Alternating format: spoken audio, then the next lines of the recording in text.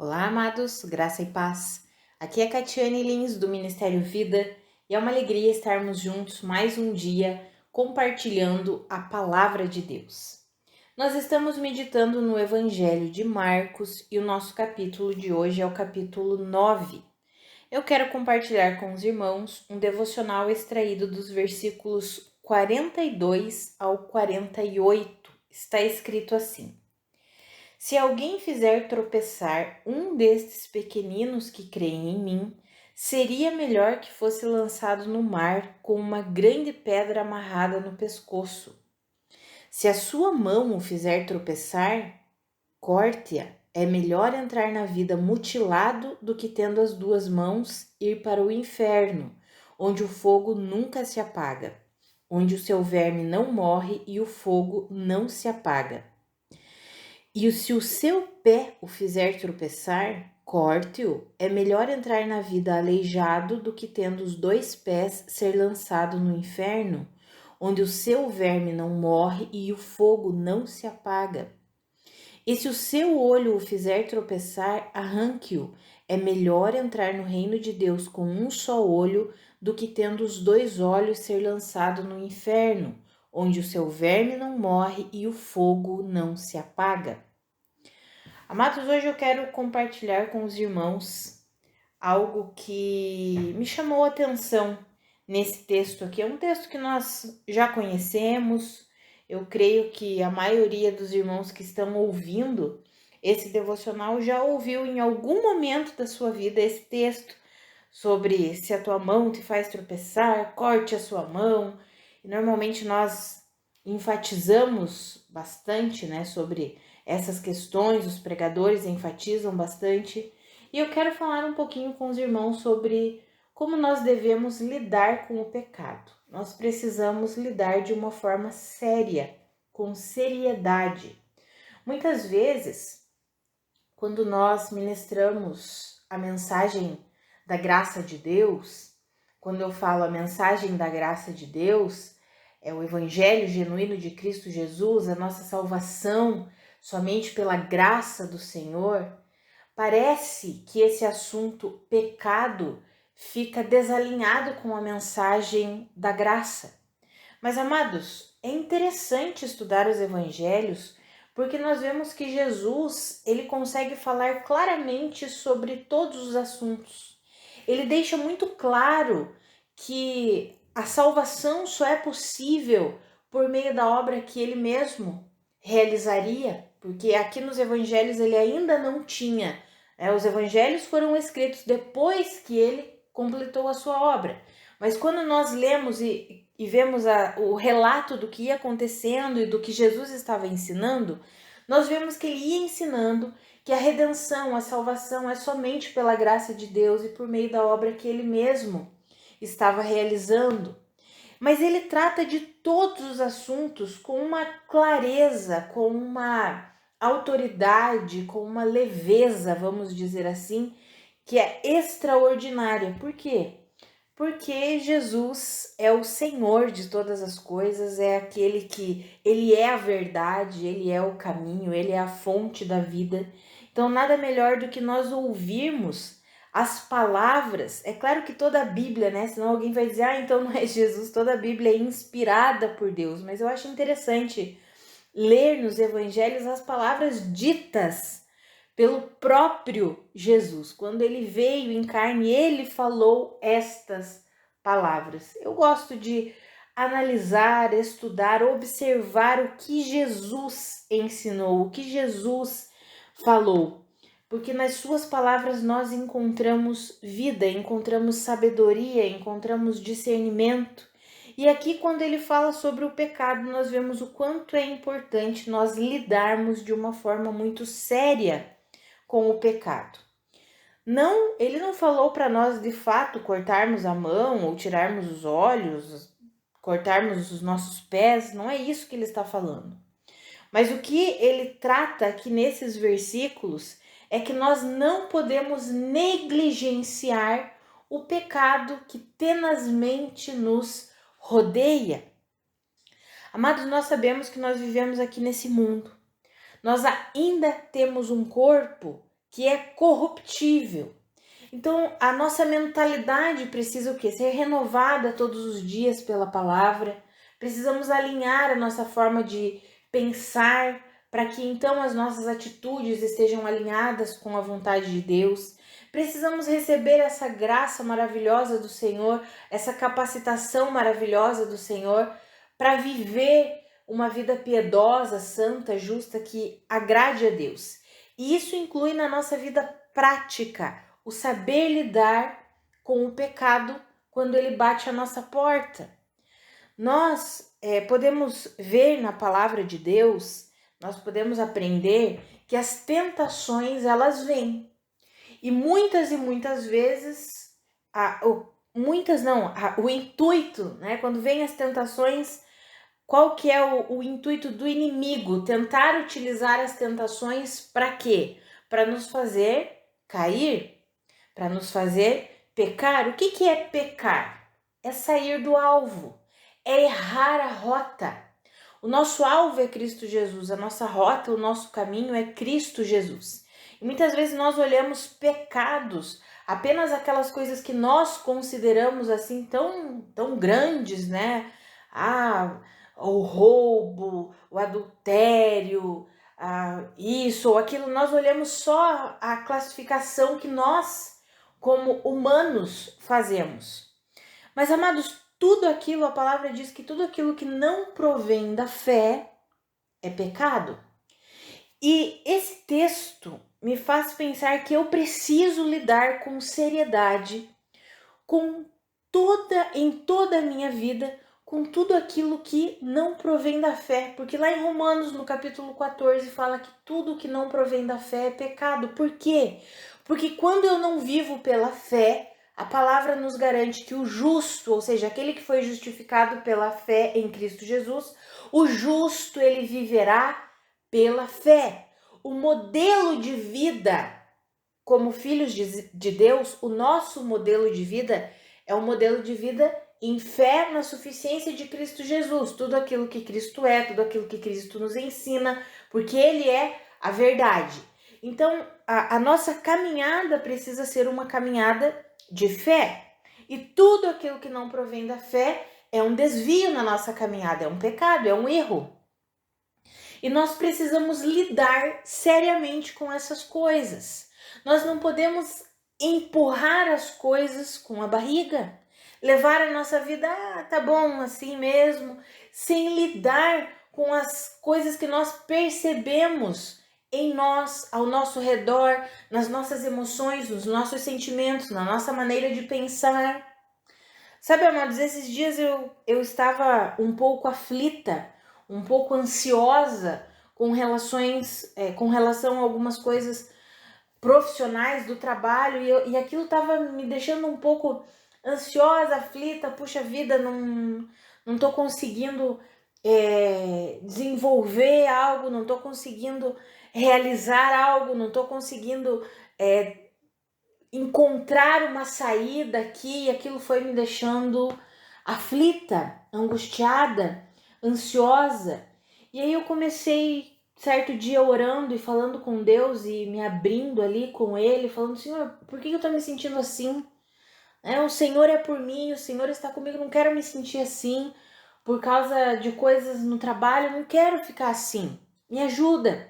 E o Senhor começou a me mostrar que eu precisava o quê? Lidar com algumas coisas, algumas estruturas mentais que não eram provenientes da fé, mas eram estruturas mentais dessa terra aqui, e aquilo estava me afligindo, aquilo estava me deixando ansiosa, aquilo estava me deixando aflita, uma forma de pensar que não provém da fé na suficiência de Cristo Jesus. E aí, quando eu li esse texto aqui hoje, lendo esse texto, meditando, o Senhor me trouxe na hora aquele momento em que eu estava ali orando e o Senhor estava me dizendo: filha, você precisa lidar com as coisas, você precisa conversar comigo, assumir comigo as coisas que você tem pensado de uma forma errada, de uma forma equivocada, de uma forma que não provém da fé. Por quê? Porque tudo que não provém da fé é pecado, é um erro, é um desvio na sua caminhada. Porque você precisa andar, caminhar em fé na suficiência de Cristo Jesus. E aí eu abri o meu coração para o Senhor naquele momento e eu falei, Senhor, é isso. Eu não estou reconhecendo que aqui, nessa área, nesse momento, eu estou tentando viver pela força do meu braço. E aí por isso que eu estou ficando ansiosa, por isso que eu estou ficando aflita, por isso que eu estou ficando angustiada. Senhor, eu reconheço que eu saí da rota, que eu não estou no caminho genuíno da fé. E aí, amados, a palavra nos fala que o pecado, a mentalidade terrena, que é uma mentalidade de pecado, e entenda o que eu tô falando aqui, eu tô trazendo para você essa questão do pecado, não somente aquilo, como eu falei, né, o roubo, o adultério, o assassinato, não, amados, mas tudo aquilo que não provém da fé, os erros na nossa forma de pensar, na nossa maneira de ver, na nossa forma de lidar com a nossa família, de lidar com as nossas emoções, de lidar com os nossos sentimentos, de lidar com as situações no nosso trabalho, um formato que não é o formato da fé, que não é o formato da palavra de Deus, é pecado. Por que é pecado? Porque é um erro no alvo, eu não tô estabelecendo Jesus como alvo. Eu estou estabelecendo as coisas dessa terra aqui, o formato de pensar dessa terra aqui, a sabedoria terrena. E a palavra nos garante lá em Romanos que a mentalidade da carne, ela nos conduz o que é a morte. Uma mentalidade de pecado nos conduz a que é a morte. Mas a mentalidade do Espírito nos conduz à vida, nos conduz à paz. Então nós precisamos lidar com seriedade com todas as coisas, não só com aquelas coisas grandes, porque nós temos o péssimo hábito de lidar só com as coisas grandes. Nossa, imoralidade, meu Deus, que absurdo. Nós só lidamos com pecados que nós, tolamente, me desculpa, mas é uma forma tola de nós classificamos como os grandes pecados. Não existe isso, amados. Por quê? Porque quando nós começamos a alimentar estruturas mentais que não provêm da fé, são estruturas mentais de pecado, estruturas mentais que erram o alvo. E o fim disso vai ser o que? Vai ser a morte, algum tipo de morte. Não estou dizendo que vai ser a morte física, mas algum tipo de morte dentro da nossa vida, dentro da nossa casa, na nossa família, nos nossos relacionamentos. Então nós precisamos lidar de uma maneira séria. Jesus disse, se a sua mão te fizer tropeçar, corte-a. Não é para nós irmos lá e cortarmos literalmente a mão, mas é para nós entendermos, se essa forma de pensar aqui tá me fazendo tropeçar, por quê? Porque não é uma forma de pensar proveniente da fé, e tudo que não provém da fé é pecado. Então eu preciso cortar essa forma de pensar da minha vida. Eu preciso assumir a forma de Deus de pensar. Eu preciso assumir a estrutura de Deus de pensar a esse respeito. Nós não podemos, amados, nos conformar com as estruturas desse mundo aqui. E por que eu estou falando sobre as estruturas de pensamento? Porque a forma com que nós pensamos é a forma que nós vamos agir. A forma que nós alimentamos a nossa vida aqui na nossa mente, ela se manifestará nas nossas atitudes. Então nós precisamos cortar na raiz, precisamos eliminar esses pensamentos, essas estruturas mentais que não são provenientes da fé, que não são provenientes de uma convicção, de uma confiança na suficiência de Cristo Jesus, na palavra de Deus. E para isso acontecer, nós precisamos primeiro reconhecer. E amados, quando nós nos rendemos ao Senhor, Ele mesmo vai nos mostrando. Ele vai nos mostrando as estruturas de pensamento que são estruturas orgulhosas. Amados, estruturas de pensamento orgulhosas não provêm da fé, mas provém de uma confiança em si mesmo. E aí nós precisamos cortar isso fora. Deixar a palavra de Deus vir e podar e arrancar tudo isso das nossas vidas.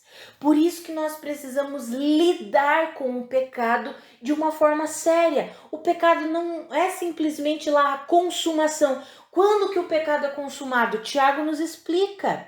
quando nós alimentamos a concupiscência, as nossas concupiscências, nós ficamos ali alimentando, e nós alimentamos aonde? Na nossa mente. E aí nós ficamos alimentando aquelas coisas, o que vai acontecer? A consumação do pecado.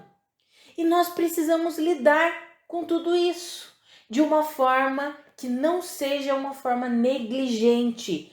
Por que muitos e muitos cristãos têm vivido uma vida pesada, difícil, vivem em altos e baixos e quedas? Porque, primeiro, eles não têm um relacionamento vivo e pessoal com Deus, com a sua palavra. É a palavra de Deus que vai nos mostrando onde nós precisamos o quê? Entregar aquelas áreas para o Senhor. Senhor, aqui não está bem ajustado. Por favor, alinha essa área aqui. Então, pessoas que não têm uma vida de comunhão com a palavra de Deus. É difícil alguém que não tenha comunhão com a palavra de Deus levar uma vida de descanso, de paz, de alegria no Senhor. Outra característica, que não reconhece as suas estruturas mentais erradas, estruturas mentais pecaminosas. Por quê? Porque são estruturas mentais que não provêm da fé. Nós precisamos reconhecer. Precisamos dizer, sim, Senhor, estou pensando assim, não quero mais pensar assim, me ajuda. E nós podemos simplesmente confiar que o Senhor nos ajudará. Porque não é na força do nosso braço, mas a parte, vamos dizer assim, que cabe a nós é reconhecer. Eu lembro certo dia que eu estava orando há algum tempo, alguns anos atrás, e o Senhor falou claramente comigo, filha, eu preciso tratar algo com você. Eu falei, Senhor, eis-me aqui, pode lidar com o que for preciso. Eu quero que a minha vida seja para a sua glória. E naquele dia eu estava meditando nas Escrituras e eu entendi claramente o Espírito Santo ministrando no meu coração. Você é orgulhosa, você é egoísta. Amados, aquilo doeu. Aquilo eu falei, Senhor, como assim? Por quê? Porque nós não queremos reconhecer.